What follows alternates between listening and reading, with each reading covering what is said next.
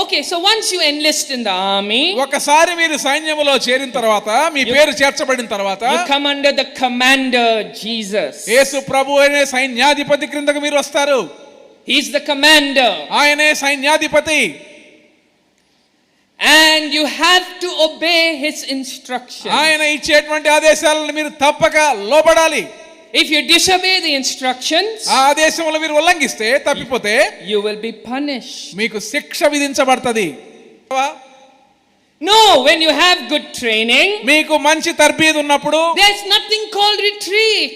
ఏది వెనక్కి వెళ్ళిపోవడం ఉండదు. Once your hand is on the plow, ఒక్కసారి నాగటి మీద చెయ్యి పెడితే there is no turning back. వెనకకు తిరిగి చూచేదే లేదు. I have decided to follow Jesus. యేసును వెంబడించాలని నిర్ణయించుకున్నాను. I have enlisted in the army of God. సైన్యములో నా పేరు చేర్చబడిన దేవుని సైన్యములో. There is no turning back now. ఇప్పుడు వెనకకు తిరిగి చూచేదే I లేదు. will not go back to my old life. నా పాత జీవితాన్ని నేను తిరిగి వెళ్ళను. I will not go back to my old friends. నా పాత స్నేహితుల దగ్గర నేను వెళ్ళను. I will not go back to my old habits. నా పాత అలవాట్లకు నేను తిరిగి వెళ్ళను.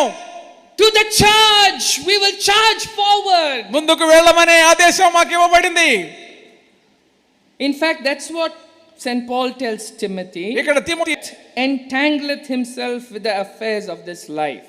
సైనికుడు ఎవడు యుద్ధమునకు పోయినప్పుడు తన తండ్రిలో చేర్చుకున్న వారిని సంతోషపెట్టవలనని ఈ జీవన వ్యాపారములలో చిక్కుకొనడు. That he may please him who has chosen him to be a soldier.